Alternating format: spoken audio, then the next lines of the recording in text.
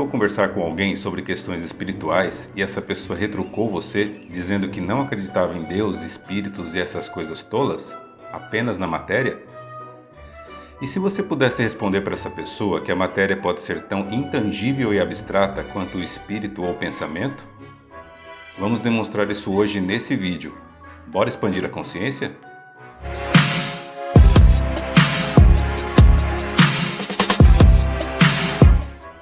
A pergunta sobre do que nós e o universo somos feitos remonta da antiguidade.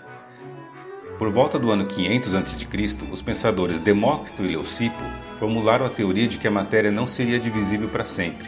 Haveria um limite, e no seu íntimo, a matéria seria composta por pequenas esferas indivisíveis, maciças e indestrutíveis, que eles deram o nome de átomo. Átomo em grego significa indivisível. Mais de 2000 anos depois, em 1808, o professor John Dalton propôs uma teoria nos parâmetros do modelo grego. Esse modelo ficou conhecido como bola de bilhar, pois caracterizava o átomo como uma bola esférica indivisível, cujos tamanhos variavam conforme o elemento químico. Quase 80 anos depois, em 1887, o cientista J.J. Thomson elaborou o primeiro modelo atômico que identificou a divisibilidade do átomo, com a descoberta do elétron. Os elétrons de carga negativa ficariam incrustados num núcleo maciço positivo. Esse modelo atômico ficou conhecido como pudim com passas. Particularmente prefiro pudim com ameixas, mas tanto ameixas quanto passas são proporcionalmente enormes para serem elétrons nessas proporções. Então, em 1911, o físico holandês Rutherford propôs o modelo planetário do átomo, com elétrons orbitando ao redor de um núcleo maciço. Pela primeira vez surgiu o conceito de uma eletrosfera ao redor do núcleo. Esse modelo foi aprimorado anos depois, com contribuições de diversos cientistas. Niels Bohr, que utilizava os princípios da embrionária mecânica quântica de Planck para explicar as órbitas dos elétrons ao redor do núcleo. Louis Broglie, que propôs o comportamento dual do elétron, como onda e partícula. Heisenberg, que afirmou que seria impossível determinar simultaneamente a posição e a velocidade de uma partícula tão pequena como o elétron. Isso ficou conhecido como o princípio da incerteza. Em seguida, Schrödinger criou uma equação que permite calcular não a posição exata de um elétron, mas sim a região mais provável de encontrá-lo, os chamados orbitais. Ok, tá ficando chata essa aula de modelo atômico, mas ela é necessária para demonstrar o quão vazio é o espaço ocupado pelo átomo. E para demonstrar isso, vamos nas comparações. Por exemplo, se o átomo fosse do tamanho de um estádio de futebol, o núcleo atômico seria uma ervilha no centro do gramado, e os elétrons seriam os poucos grãos de areia ocupando o resto do estádio de maneira ondulatória. De novo, pessoal, o espaço ocupado pelo estádio inteiro contém massa apenas no grão de ervilha e em alguns grãos de areia ondulando à sua volta. O resto é vazio. Então, praticamente toda a massa do átomo está no núcleo. Que bom, materialistas! Chegamos então na essência da matéria.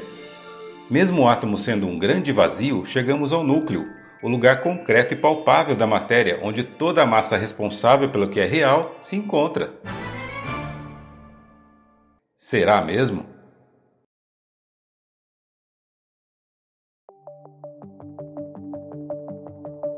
Vamos analisar de perto a nossa querida ervilha. Como vocês se lembram das aulas de ciência, o núcleo do átomo é formado por dois tipos de partículas, os prótons de carga positiva e os nêutrons de carga neutra. Puxando pela memória de novo, cargas iguais se repelem enquanto cargas opostas se atraem. Carga é uma propriedade gerada pelo campo eletromagnético das partículas, mas não vamos nos aprofundar nisso agora. O que interessa aqui é, se os prótons dentro do núcleo têm carga positiva, como eles podem se manter juntos quando deveriam se repelir? Aí é que tá, eles são unidos pela força nuclear ou interação forte. Essa força é muito mais intensa que a força elétrica repulsiva entre os prótons, e essa força só age em distâncias subatômicas. Ela só existe no interior do núcleo atômico. Mas então você pode se perguntar, o que é e de onde vem essa força? Calma lá, pessoal, vamos chegar lá. Atualmente, a física identificou 17 partículas elementares, ou seja, partículas não divisíveis, que não são feitas de outras partículas, certo? Os elétrons são uma dessas partículas fundamentais, assim como os fótons, que são as partículas de luz. Mas e os prótons e nêutrons que compõem o núcleo dos materialistas? Eles não são partículas fundamentais, ou seja, os prótons e nêutrons também são formados por outras partículas menores, os quarks.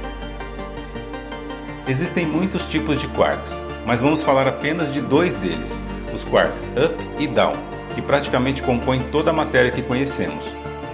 Dois quarks up e um quark down formam um próton. Dois quarks down e um quark up formam um nêutron. Ok. E o que a força forte e misteriosa tem a ver com isso? A força que mantém os prótons unidos deriva da mesma força que mantém os quarks unidos, pois os quarks up no interior dos prótons têm carga positiva. Então, sem essa força, não existiria a aclamada matéria como conhecemos. E aqui chegamos numa das constatações mais absurdas feitas pela física moderna. Os prótons são feitos de quarks, certo? Mas a soma da massa desses quarks é 60 vezes menor que a massa total do próton. Então, onde está a maior parte da massa do próton? Aí que tá, ela vem justamente da força que mantém os quarks unidos. A energia nuclear compõe a maior parte da massa da matéria. Energia muito compactada gera massa. Isso te faz lembrar de uma equação muito famosa, não? Recapitulando para não dar um nó na cabeça. A matéria é feita de átomos. Os átomos são feitos de um núcleo de prótons e nêutrons e uma enorme e vazia nuvem de elétrons ao redor. Os prótons e nêutrons são feitos de quarks. Os quarks ficam colados uns aos outros devido à força forte, e é essa força que compõe a maior parte da massa do núcleo. Somos feitos então por átomos que ocupam um grande espaço vazio, cujo centro maciço tem a maior parte de sua massa gerada por uma força. É isso mesmo, pessoal. Somos muito mais abstratos do que imaginávamos. E as perguntas não têm fim. Afinal, o que é essa força forte que compõe a maior parte do que somos? Do que ela é feita? Na segunda parte desse vídeo, vamos explorar o núcleo atômico e nos surpreender com a grande abstração que é a matéria. Força aí, pessoal. A gente precisa vencer os materialistas, lembram? Let's go. Não deixe de se inscrever no canal e se gostou, deixe seu like. Ative o sininho para receber as notificações da nossa próxima brisa. Isso nos ajuda a crescer e produzir mais vídeos como esse.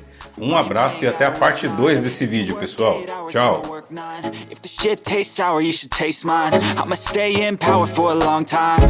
Get up, nah, I ain't a quitter. Toss me the ball, I'm a really big hitter. Big picture, I'm a straight killer. Rising the song to the highest bidder. Got juice, got gas, I'ma move fast. New shoes, new tracks, like who's that? I'm new, come back better than last. Yeah, it's a new me.